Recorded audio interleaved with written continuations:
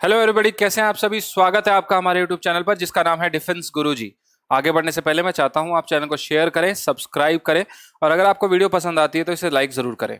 अच्छा, सब्सक्राइब अगर करते हैं तो आइकन बेल जरूर दबा लीजिएगा, ठीक है, ताकि आपको जो डे टू डे की नोटिफिकेशंस हैं वो मिलती रहें। अगर नहीं दबाएंगे तो नोटिफिकेशन मिलने में दिक्कत होगी, ठीक है। मुझे पता है आप लोग एगरली वेट करते हैं वीडियो का, तो ज़रूर दबा लीजिए। टेलीग्राम चैनल को ज्वाइन कर लीजिए ताकि आपको जो डे टू डे की अपडेट्स हैं वो मिलती रहे। हम लोग जो भी उस पर सॉल्व क्वेश्चन पेपर्स या प्रीवियस पेपर्स या क्विजेस या नोट्स या पीडीएफ जो भी हम लोग उस पर डालते हैं, पेपर रिलेटेड इन्फॉर्मेशन या एनी क्वेरीज, वो भी जो भी मटेरियल उस पर डाला जाता है उसका आपको पूरा पूरा बेनिफिट्स मिलना चाहिए। जो चीज़ आपको फ्री में मिल रही है उसका पूरा फायदा उठाइए, यहीं तक मेरी सोच है, ठीक है। उसके बाद आपकी मर्जी। मैं आशा करता हूँ आप लोगों ने ऑलरेडी प्रिपरेशन कर ली होगी एग्जाम्स की। अच्छे चल रहे होगे आप अपने प्रोसेस में। मैं ये भी मानता हूँ कि आप लोग अपना स्वास्थ्य का बहुत अच्छे से ख्याल रख रहे होगे, ठीक है। एक वीडियो मैं इस पे भी बनाऊंगा कि आप लोग इस टाइम पे क्या कर सकते हैं, किस तरह से आप उस प्रेशर को हेल्ड कर सकते हैं।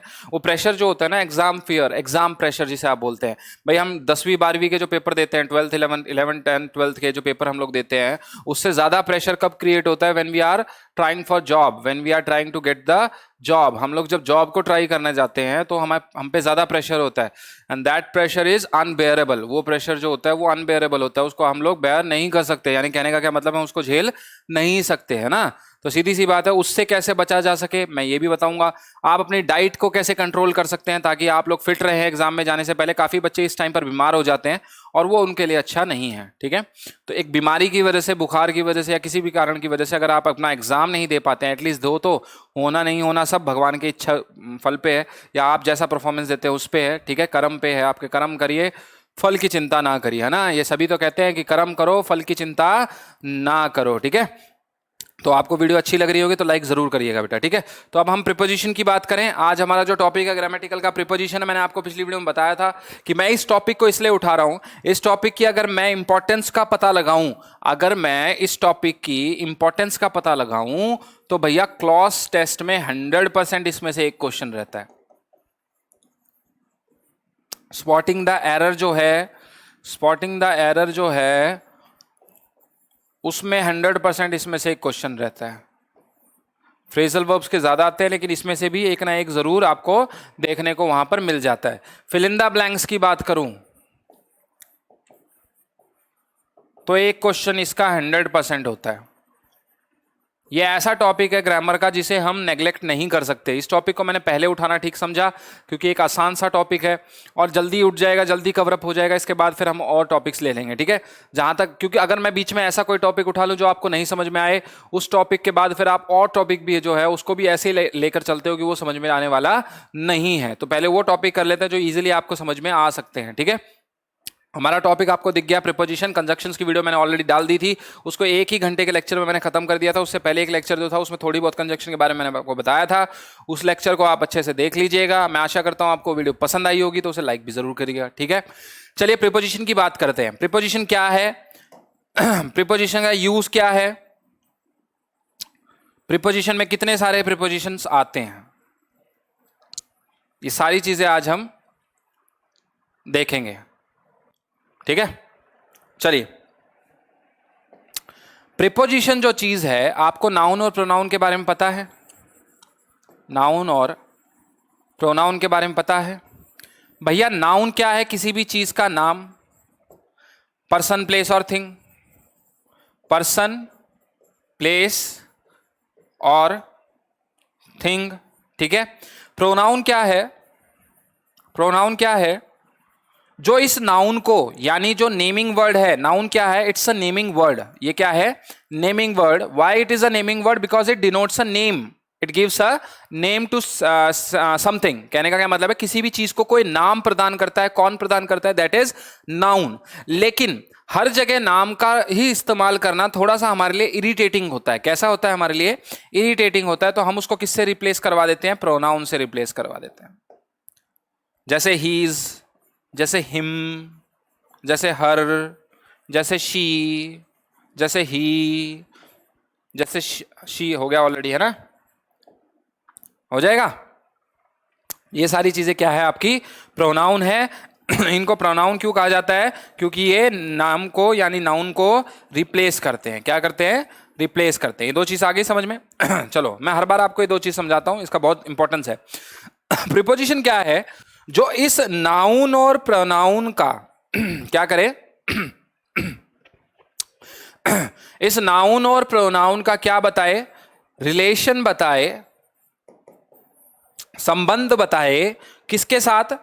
किसी और अन्य शब्द के साथ जो किसी सेंटेंस में प्रयुक्त हुआ है। हम कह सकते हैं किसी भी एक सेंटेंस में प्रयुक्त होने वाले नाउन या प्रोनाउन का संबंध बताने वाला शब्द किससे? किसी और शब्दों से, यानी उस सेंटेंस के और भाई बंधुओं से। उस शब्द को हम क्या कहते हैं? प्रीपोजिशन कहते हैं। क्या कहते हैं? प्रीपोजिशन कहते हैं। अगर इसे आप ब्रेक करोगे तो प्रीपोजिशन यानी पोजीशन के हिसाब से प्रीपोजिशन को फिट करना, यानी क्या है? प्रीपोजिशन क्या है? प्रीपोजिशन यानी पोजीशन से पहले किसी भी चीज को फिट करना। क्या करना मेरे बच्चे? फिट करना। ठीक है, तो क्या है ये? Which tells us the relation of noun and pronoun with other words in the sentence. With other words in the sentence, यानी सेंटेंस में और जो वर्ड प्रयुक्त हुए हैं उनके साथ नाउन या प्रोनाउन का रिलेशन बताने वाली चीज प्रीपोजिशन कहलाती है। जैसे एग्जांपल अगर हम ले, there is box under the table. मैंने क्या कहा? बॉक्स। बॉक्स वो कहां है? टेबल के नीचे, यानी इसको कौन दर्शा रहा है? ये जो नीचे वाला फेज है वो कौन दर्शा रहा है? अंडर। तो ये अंडर क्या है आपका? प्रीपोजिशन। क्या है आपका ये? Preposition. There is a mouse on the table, यानी टेबल के ऊपर क्या है? माउस। माउस कहां है? टेबल के ऊपर। तो ये ऑन क्या है? प्रीपोजिशन। क्या है ये? प्रीपोजिशन। अब हम बात करें, अगर ये जो है इन पे एक बार अभी गौर मत करना, ये सारे प्लेसेस के प्रीपोजिशन है। पहले हम बात करते हैं कि भैया ये प्रीपोजिशन होते क्या हैं, ये कितने तरह के होते हैं, कहां कहां पर ये यूज होते हैं, कैसे यूज होते हैं। ठीक है, चलो बात करते हैं। 2 मिनट रुको, 1 मिनट रुको, काउंट कर लिया करो फिंगर पे मेरे दोस्तों। क्या कर लिया करो? काउंट, है ना? चलो देखो आप ध्यान से। प्रीपोजिशन आपके 3 तरह के होते हैं। कितने तरह के होते हैं? 3 तरह के। और इस 3 तरह में इसको हम बोलते हैं टाइप्स। क्या बोलते हैं हम इसको? टाइप्स। अब ये कौन से 3 तरीके हैं? पहला तो होता है ऐसे वर्ड्स जो किसी प्लेस को डिनोट करते हो। क्या करते हो? प्लेस को। किसको डिनोट करते हैं? प्लेस को। और इसी प्लेस को हम क्या बोल सकते हैं? लोकेशन बोल सकते हैं। क्या बोल सकते हैं हम इसे? लोकेशन बोल सकते हैं। दूसरा आपका प्रीपोजिशन होता है ऐसे शब्द जो किसको? समय को डिनोट करें। किसको? समय को डिनोट करें। किसको? समय को डिनोट करें। और कुछ ऐसे प्रीपोजिशन होते हैं जो किसको डिनोट करते हैं? दिशा को, यानी डायरेक्शन को। किसको?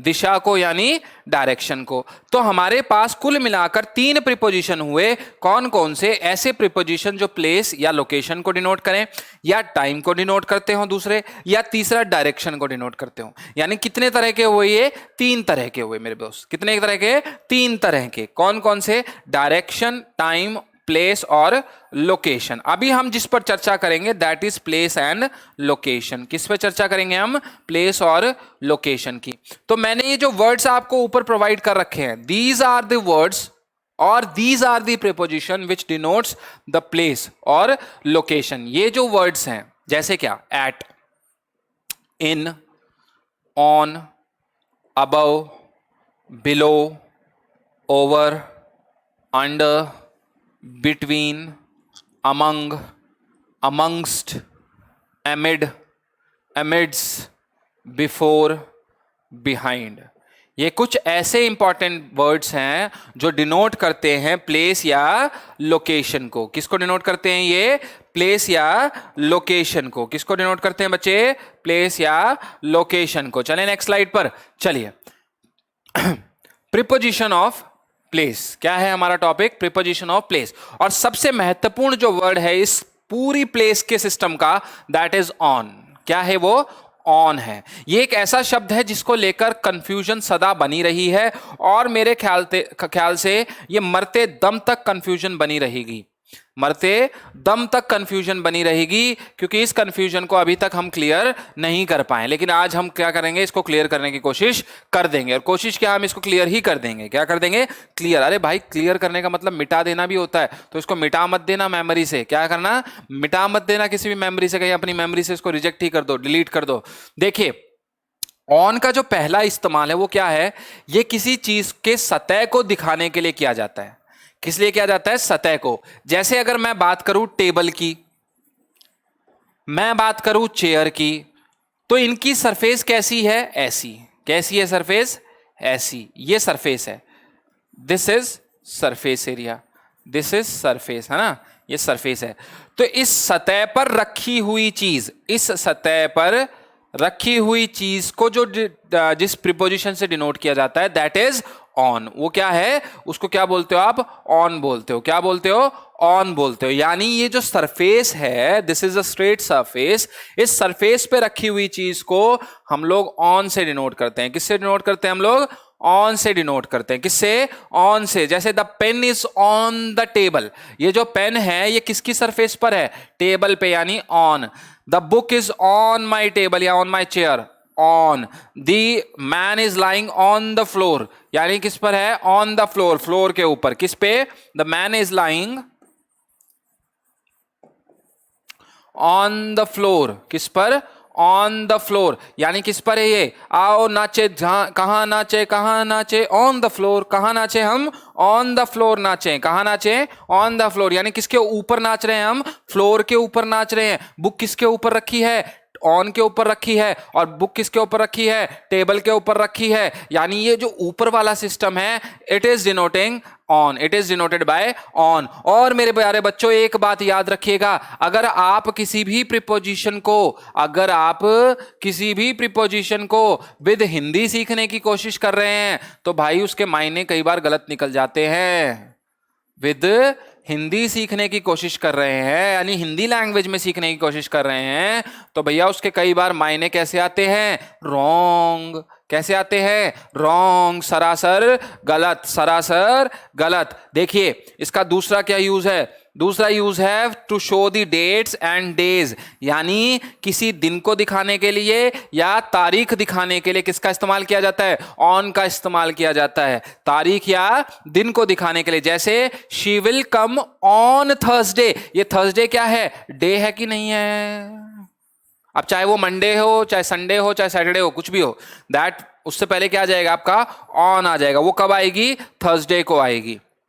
Rahul will meet me on Monday, Rahul मुझसे कब मिलेगा? मंडे को मिलेगा। ये दोनों क्या चीजें हो गई? डे को दिखाने वाली। आओ दिनांक का भी देख लें, यानी डेट का भी देख लें। Meera was born on 18th February 2002, यानी मीरा जो थी वो 18 फरवरी 2002 को जन्मी थी। यानी हमने यहां से क्या दिखाया? हमने तारीख के साथ, यानी डेट के साथ भी हमने किसका इस्तेमाल दिखाया? ऑन का इस्तेमाल दिखाया। किसका इस्तेमाल दिखाया? ऑन का। यानी डे और डेट्स के साथ भी किसका इस्तेमाल होता है? ऑन का इस्तेमाल होता है। चले नेक्स्ट स्लाइड पर देखो। थर्ड कहता है to show device and machine. यह आपने पहली बार सुना होगा ना, पर किसी डिवाइस को या किसी मशीन पर किसी व्यक्ति को दिखाने के लिए, क्या दिखाने के लिए? किसी डिवाइस पर या किसी मशीन पर किसी व्यक्ति को दिखाने के लिए हम किसका इस्तेमाल करते हैं? ऑन का इस्तेमाल करते हैं। किसका इस्तेमाल करते हैं? ऑन का इस्तेमाल करते हैं। जैसे मैं कह रहा हूं, जैसे एक मेरी बेटी ने पूछा कि भाई मम्मी कहाँ है? पापा मम्मी कहाँ है? तो मैं क्या कहूंगा? She is on the phone. वो कहां है? फोन पर है। क्या है? फोन पर। देखो हिंदी मीनिंग क्या आ रहा है इसका? फोन पर। क्या है? फोन पर। वो फोन पर, यानी इसका अगर एग्जैक्ट मीनिंग निकालोगे तो क्या निकलेगा? वो फोन पर बात कर रही है। क्या कर रही है? वो फोन पर किसी से बात कर रही है, यानी वो फोन पर किसी से बात कर रही है। आया ना समझ में?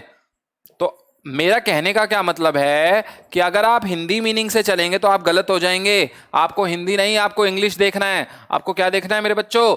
हिंदी को छोड़कर हिंदी ग्रामर आपकी भाई वीक नहीं हो सकती, वो स्ट्रांग ही होगी, लेकिन हिंदी पर फोकस कम करें और इंग्लिश पर फोकस ज्यादा करें। जैसे नेक्स्ट एग्जांपल देखो, अब मैंने पूछा कि पापा ये फिल्म किस पर टेलीकास्ट होगी, तो the film will be telecasted on television, यानी ये जो फिल्म है ये किस पर टेलीकास्ट होगी, टेलीविजन पर, यानी ये हमें किस पर दिखाई जाएगी। कहने का क्या मतलब इसका, किस पर दिखाई जाएगी, तो ये किस पर दिखाई जा रही है, टेलीविजन पर, टीवी पर दिखाई जाएगी, है ना, किस पर दिखाई जाएगी, टीवी पर। Tinku has been on the computer, Tinku किस पर बैठा है, कंप्यूटर पर। अब मैं कहूंगा किस पर बैठा है, टिंकू किस पर बैठा है, तो भैया यहां तो कुछ और भी आ सकता है हिंदी महीने से, लेकिन इसका कहने का क्या मतलब है कि टिंकू किसका इस्तेमाल कर रहा है, यानी टिंकू कहां बिजी है, टिंकू कंप्यूटर में बिजी है, टिंकू कंप्यूटर में बिजी, यानी टिंकू किसका इस्तेमाल कर रहा है, टिंकू कंप्यूटर का इस्तेमाल कर रहा है, ये वाला यहां पर मतलब आता है, यानी टिंकू जो है वो बिजी किस पर है, कंप्यूटर पर। इसलिए मैं कहता हूं कि हिंदी से बचो, इंग्लिश का रूल जो है उसको ग्रैब कर लो। यानी यहां कंप्यूटर हो गया, कैसे रूल मैंने कैसे बताया, कंप्यूटर हो गया, कंप्यूटर क्या है, एक मशीन है, और मशीन से पहले हम क्या यूज करते हैं, ऑन का इस्तेमाल करते हैं, किसका इस्तेमाल करते हैं, ऑन का इस्तेमाल करते हैं। नेक्स्ट देखो, टू शो बॉडी पार्ट्स, किस पर, to show body parts. Ice cream खा रहे थे, आइसक्रीम खा रहे थे, उसका जो छोटा सा हिस्सा है वो गिरकर आपकी सतह पर गिरा, किसकी सतह पर, आपके बॉडी पार्ट पर। मान लो आपके हाथ पर गिर गया, हाथ पर गिर गया, और वो हाथ पर गिरा, यहां गिरा आपके, वो यहां गिरा, हाथ पर गिरा, वहां पैच बन गया। पैच बनने का मतलब क्या है, वो वहां पर जाकर एक जगह रुक गया, स्थगित हो गया, वहीं रुक गया, तो दैट इज, उसके लिए क्या हम यूज करेंगे, ऑन का इस्तेमाल करेंगे। जैसे my father kissed me on forehead, मेरे पापा ने कहा मुझे किस किया, मेरे फोरहेड पर, मेरे माथे पर, यानी उन्होंने क्या चूमा, मेरा माथा चूमा, तो क्या आ गया, किसका इस्तेमाल हो गया, ऑन का इस्तेमाल हो गया, ऑन फोरहेड, किसका, on forehead. The ice cream fell on my stomach, यानी मैं लेटकर आइसक्रीम खा रहा था, और जैसे मैंने पेट के पास आइसक्रीम करी तो उसका जो ऊपर वाला हिस्सा है वो पिघलकर मेल्ट होकर कहां गिर गया, मेरे पेट पर गिर गया, मेल्ट होकर कहां गिर गया, मेरे पेट पर गिर गया। समझ में आया आपको ऑन का ये वाला मतलब। आज से पहले आपको ऑन के इतने मतलब दिखाई नहीं होंगे किसी ने, मैं दिखा रहा हूं, क्योंकि ये एग्जामिनेशन जो आपका है ना, ये कॉम्पिटिटिव एग्जाम में ये वाले पूछे जाते हैं। वो जो आपको स्कूल लेवल पे सिखाए जाते हैं ना मेरे बच्चे, वो तो बहुत आसान होते हैं, वो तो आपको तुरंत एक दो चीजें बता के, ऑन द टेबल वाली चीज बता के पार कर देते हैं, है ना, क्या कर देते हैं, पार कर देते हैं। तो हमें पार नहीं होना, हमें इसमें एग्जाम में पार होना है। क्या है अगला पांचवा, use to show the state of anything, हम किसी भी चीज की स्थिति को दर्शाने के लिए, क्या, किसी भी चीज की स्थिति, क्या है ये, स्थिति को दर्शाने के लिए किसका इस्तेमाल करते हैं, किसका इस्तेमाल करते हैं, किसकी बात चल रही है मेरे भाई, ऑन की चल रही है। आपकी आवाज मुझे यहां तक आ रही है, आप पानी वानी पी लिया करो मेरे दोस्तों। देखो, Dhoni was on fire last night, यानी ये धोनी वॉज ऑन फायर, अगर हिंदी मीनिंग देखोगे तो क्या आ गया कि धोनी आग में था, रात को धोनी किस में चल रहा था, आग में चल रहा था। अरे भाई मैंने कहा ना हिंदी मीनिंग मत देखा करो मेरे बच्चों, आप कौन सा मीनिंग देखो, English. Dhoni was on fire last night का मतलब यह, लास्ट नाइट को मैच आ रहा था और उसमें जो धोनी था उसने बहुत कमाल की परफॉर्मेंस दी, क्या दी, कमाल की परफॉर्मेंस दी। Dhoni was on fire, Virat was on fire, या Jadeja was on fire last night, कहने का क्या मतलब है कि उनकी performance up to the date थी, यानी कहने का क्या मतलब है, बहुत अच्छी थी, बहुत उम्दा थी। Papaya juice is on demand, papaya juice is on demand. अब इसको हिंदी में बोलोगे तो क्या कहोगे, पपाया जूस जो है वो डिमांड पर बैठा है, पपाया जूस जो है वो डिमांड पर बैठा है। लेकिन मैंने कहा ना हिंदी पे मत जाओ, किस पे मत जाओ, हिंदी पे मत जाओ, मार खाओगे, हिंदी पे जाओगे तो मार खाओगे। प्रीपोजिशन एक ऐसी चीज है जो हिंदी को नहीं देखी जाती, ये इंग्लिश में ही देखी जाती है, क्योंकि इंग्लिश से ही सेंस निकल कर आती है। पपाया इज ऑन डिमांड का मतलब ये होता है, पपाया जूस ऑन डिमांड मतलब पपाया जूस इन दिनों ज्यादा बिक रहा है, पपाया जूस की जो डिमांड है वो बढ़ गई है, यानी लोग सबसे ज्यादा पपाया जूस को प्रेफर कर रहे हैं, वो पी रहे हैं। दस्त लग गए होंगे, लूज मोशन लग गए होंगे भाई, पेट के हाल खराब होंगे वो लोगों के भाई, कोई टैबलेट ज्यादा ले ली होगी मेरे भाई, तो पपाया जूस का इस्तेमाल कर रहे हैं ना। पेट साफ करने के लिए सबसे अच्छा है ये मेरे दोस्त, पेट साफ करने के लिए ये सबसे अच्छा। अगला देखो, she has been on bed rest for just 3 days, वो कितने दिनों से बेड रेस्ट पर है, 3 दिनों से वो बेड रेस्ट पर है, यानी वो क्या कर रही है, वो क्या कर रही है, वो 3 दिनों से बीमार चल रही है, इसलिए वो बेड रेस्ट ले रही है। क्या कर रही है, वो रेस्ट ले रही है बेड पर, है ना। अगला आता है आपका ऑन टू। अब ऑन का था 5 यूज आपने किसके देखे, ऑन के, इससे बाहर आपका कोई भी यूज नहीं आने वाला एग्जाम में, इतने ही कर लो, मोर देन सफिशिएंट है ये। अब आपको क्या करना है, ये जो 5 यूज मैंने आपको बताए इनमें एक एक एग्जाम्पल खुद बना के देखिए। क्या करिए, एक एक एग्जाम्पल खुद बना के देखो कि आप कितने एग्जाम्पल इसमें बना सकते हैं और आपको उन चीजों का मायना जो है वो समझ में आ रहा है क्या, नहीं आ रहा। नेक्स्ट देखो, ऑन टू। नेक्स्ट वर्ड क्या है, ऑन टू। ये क्या होता है, ये ना ऑन टू जो चीज है ना, ये मूवमेंट दर्शाता है। क्या दर्शाता है, मूवमेंट। ऑन क्या था, वो जो ऑन था ना वो स्टेबल था। क्या था, वो मूवमेंट नहीं दर्शाता। ऑन का मतलब है स्टेबल होना, स्टेबल होकर एक चीज पर बैठना, ठीक है। और यहां जो ऑन टू है ये मूवमेंट को दर्शा रहा है। कहने का क्या मतलब है, देखो एग्जांपल से समझते हैं। The cat climbed on to the roof, यानी जो बिल्ली थी वो मूवमेंट करके ही तो चढ़ी होगी ना। कहने का क्या मतलब है, ये रूफ है, ये रूफ है। बिल्ली यहां से आ रही थी, बिल्ली आपको दांत दिखा रही थी, बिल्ली धीरे धीरे जा रही थी, बिल्ली आ रही थी, और बिल्ली आते आते आते आते जैसे ही आपने उसको देखा आप उसके पीछे भाग पड़े और बिल्ली ने छलांग लगाई और वो कहाँ चढ़ गई, रूफ पर चढ़ गई। बिल्ली कहाँ चढ़ गई, रूफ पर चढ़ गई। और भैया बिल्ली रूफ पर चढ़ गई तो क्या हो गया, अरे अरे क्या हो गया, मूवमेंट दर्शा दिया उसने। क्या दर्शा दिया, मूवमेंट दर्शा दिया। और जब उसने मूवमेंट दर्शा दिया मेरे दोस्त, क्या दर्शा दिया, मूवमेंट दर्शाया। बिल्ली भागते हुए किस पर चढ़ गई, उस पर चढ़ गई, किस पर, रूफ पर। तो यहां पर किसका इस्तेमाल हो गया, ऑन टू का। किसका, ऑन टू का। किसका, ऑन टू का। He stayed down from the bus on to the bus stop. ये वाला कम यूज होता है लेकिन मैंने ये फिर भी लिखा है आपके लिए। ये वाला कॉम्पिटिटिव के हाई लेवल एग्जाम में यूज हो जाता है। क्या है ये, कहने का क्या मतलब है, आपने कई बार नोटिस किया है ना, बस चलती रहती है, धीरे हो जाती है, लेकिन जो उसमें से यात्री होते हैं वो धीरे धीरे धीरे और धीरे होते जैसे होते हैं वो बस से वैसे तुरंत नीचे आकर मतलब जमीन पर पैर रखते हैं और थोड़ी देर तक आगे तक दौड़ते हैं ना, थोड़ी देर तक आगे तक दौड़ते हैं, यानी चलती बस से उतरना। क्या करना, चलती बस से उतरना। तो वहां भी क्या दर्शाया जा रहा है, मूवमेंट दर्शाई जा रही है। आप एक जगह स्थिर तो नहीं हुए ना, आप एक जगह पे स्थिर तो नहीं हुए ना।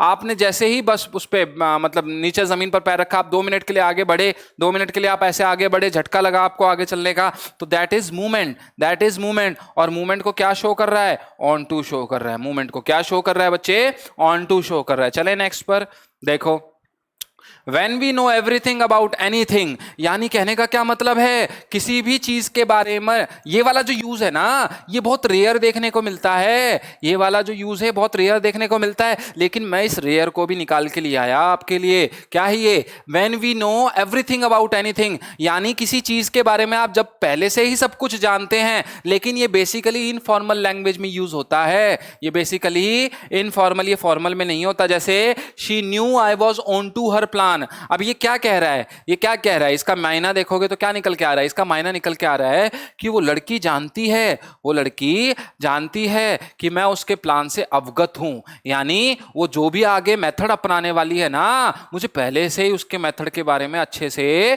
पता है। मैं पहले से ही उसकी तैयारी कर चुका हूं, मैं उसकी काट रखता हूं और मैं उसको हरा दूंगा। क्या कर दूंगा, मैं उसे हरा दूंगा। यानी कहने का क्या मतलब, यहां इनफॉर्मल की बात चल रही है। यानी फ्रेंड्स, जब आप ऐसी चीजें है ना, ऐसी चीजों का इस्तेमाल करते हो तो यानी इनफॉर्मल चीजें। और ये किस लिए होता है, जब आप पहले से ही किसी दूसरी चीज के बारे में अच्छे से जानते हो। पहले से आप क्या करते हो, किसी दूसरी चीज के बारे में अच्छे से जानते हो। मजा आ रहा है तो दबा दो लाइक बटन, दबा दो एक बार थम्स अप ऊपर, और फिर एक थम्स अप का घूंट लगाओ और फिर आओ अपॉन। तीसरा क्या है, अपॉन। अपॉन क्या कहता है, अपॉन का देखिए, इमीडिएटली आफ्टर डूइंग समथिंग और समथिंग हैपेंस, यानी एक चीज खत्म हुई, एक चीज खत्म हुई और दूसरी चीज शुरू हुई। एक चीज खत्म और दूसरी चीज शुरू। एक चीज खत्म और दूसरी चीज शुरू।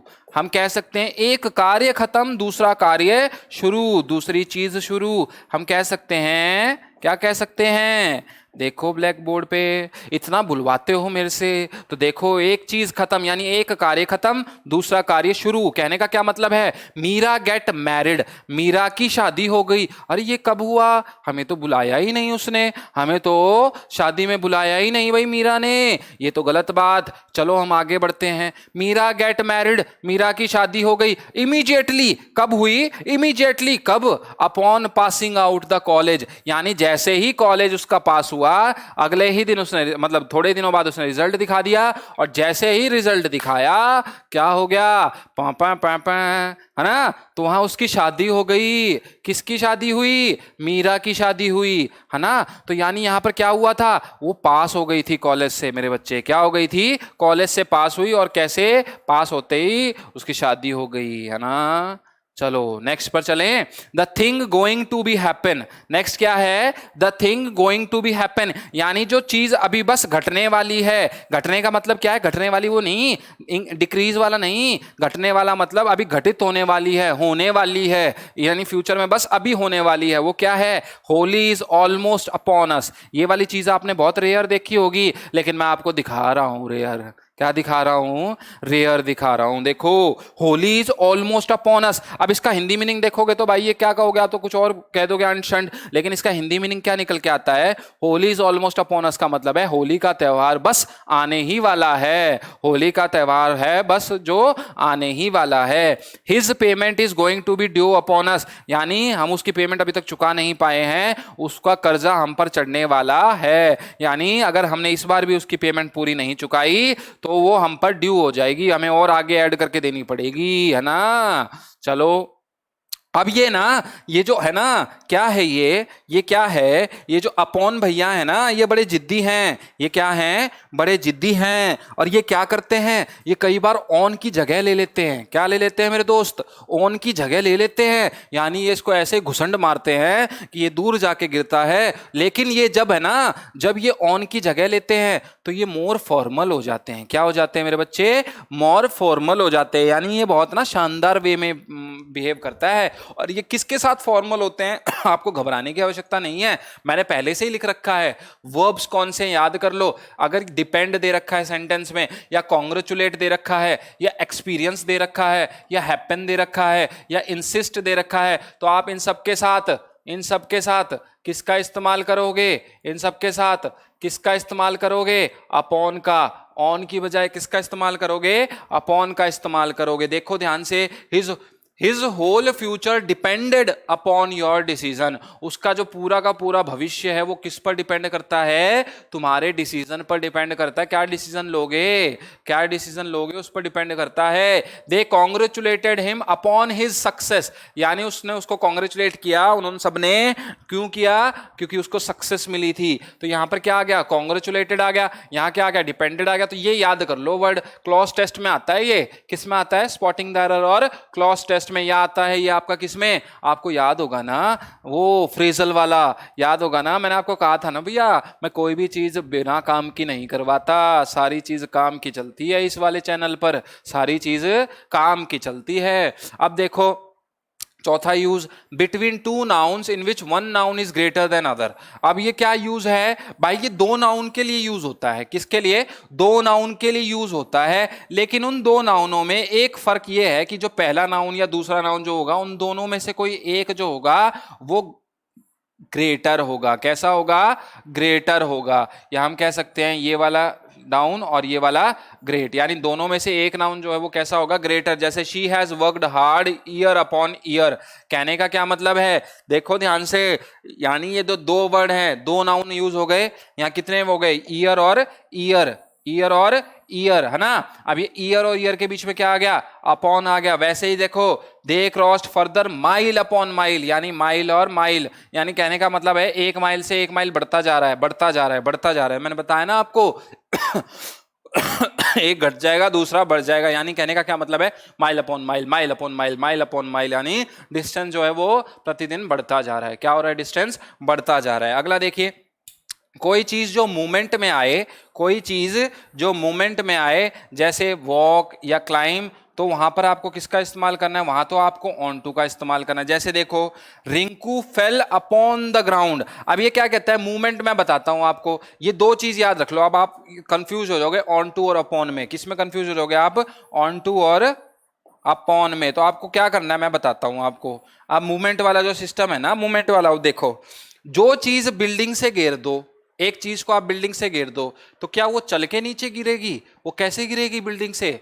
वो सोचो, दिमाग लगाओ। अरे भाई कॉमन सेंस है, दिमाग भी क्यों लगा रहे हो आप? सीधी सी बात है, आपने कोई चीज छत से नीचे गिरी तो फटक नीचे आएगी, है ना? वो चल के तो आएगी नहीं। वो चल के तो, अब आप कोई फास्ट एंड फ्यूरियस थोड़ी ना देख रहे हो जो रॉक की तरह नीचे चल के आ जाओगे। आपको दौड़ के आना है। जहां पर आप सिर्फ वॉक करते हुए नजर आ रहे हो, यानी जहां मूवमेंट क्या है, स्लो है। मूवमेंट क्या है, स्लो, वॉकिंग। वॉकिंग या हम कह सकते हैं क्लाइंब। आप जल्दी जल्दी नहीं, आप धीरे धीरे चल रहे हो, तो वहां आप किसको प्रेफर करना, ऑन टू को। लेकिन जहां मूवमेंट तेज है, जहां बहुत शार्प मूवमेंट है, वहां पर आप किसका इस्तेमाल करेंगे, अपॉन का। एग्जांपल देखिए, Rinku fail upon the ground. Rinku नीचे गिर गया। अब रिंकू क्या ऐसे थोड़ी ना है कि रुक रुक के गिरेगा कि मैं थोड़ा नीचे झुका, फिर मैं थोड़ा नीचे झुका, तो ऐसे तो गिरेगा नहीं ना मेरे भाई। अब उसका पैर ठोकर लगा और ठोकर लगते ही वो क्या हो गया, नीचे गिर गया। ठोकर लगते ही क्या हो गया, वो नीचे गिर गया। ठीक है, तो यहीं तक हम लोग खत्म करते हैं, इसको अपॉन तक खत्म कर दें। आगे वाली स्लाइड्स अगले उसमें देखेंगे। ठीक है, मैंने आपके लिए पहले से तैयार कर रखी है,